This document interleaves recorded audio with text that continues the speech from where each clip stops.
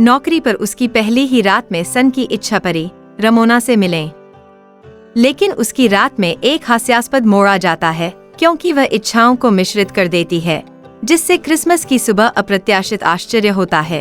एक समय की बात है, रमोना नाम की एक ऊर्जावान नन्ही परी थी। रमोना ने अभी अभी अपना काम शुरू किया था और इच्छा की परी बन गई थी। रमोना के लिए भाग्यशाली था कि काम पर उसका पहला दिन क्रिसमस से एक रात पहले था। क्रिसमस से एक रात पहले सभी बच्चे शुभकामनाएं देते हैं और शुभकामनाएं देने वाले देवदूत व्यस्त रहते हैं। रमोना बादलों पर बैठी थी और ऊपर से बच्चों को देख रही थी। उसने जैकी नाम के एक लड़के को देखा जो एक डिपार्टमेंटल स्टोर में एक लाल स्कूटर को घूर रहा था और शुभकामनाएं दे रहा था। रमोना ने अपनी नोटबुक के कोने में जैकी की इच्छा लिखी। फिर उसने थोड़ा आगे देखा और देखा कि एशले नाम की 1 साल की लड़की ने पहली बार आइसक्रीम देखी थी।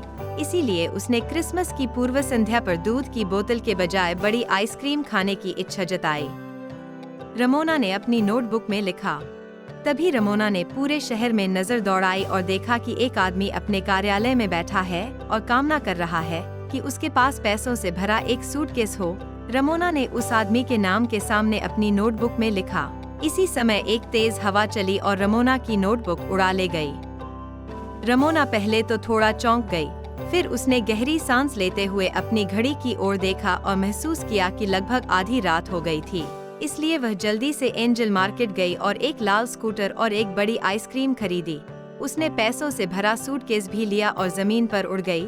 रास्ते में रमोना ने मन ही मन सोचा, छोटी एशले क्या चाहती थी, जैकी के बारे में क्या ख्याल था कि वह आदमी क्या चाहता था। क्रिसमस की सुबह जब जैकी उठा तो उसने क्रिसमस ट्री के नीचे पैसों से भरा एक सूटकेस देखा जिस पर उसका नाम लिखा था। उसी समय नन्ही एशले ने अपनी आंखें खोली और देखा कि यह एक लाल स्कूटर था जिसमें दूध की बोतल रखी हुई थी। हमारी कहानी में वह आदमी जो अभी भी सो रहा था करवट बदला और अपने कमरे के फर्श पर विशाल आइसक्रीम पर गिर गया। हमारी नन्ही परी अभी बादलों के शीर्ष पर पहुंची ही थी कि उसने अचानक किसी को अपना नाम पुकारते हुए सुना, रमोना रमोना। वह स्वर्गदूतों का मुखिया था और उसने रमोना को बताया, तुमने ये क्या किया रमोना ने कहा, मैंने अभी 3 लोगों की इच्छाएं पूरी की। स्वर्गदूतों के मुखिया ने बादलों के ऊपर से रमोना, जैकी और एशले को दिखाया और कहा, तो वे क्यों रो रहे हैं? जब उसने उन्हें देखा तो रमोना को एहसास हुआ कि उसने सभी उपहार गलत दिए हैं। स्वर्गदूतों के सरदार ने कहा, तो आपने विशाल आइसक्रीम किसे दी?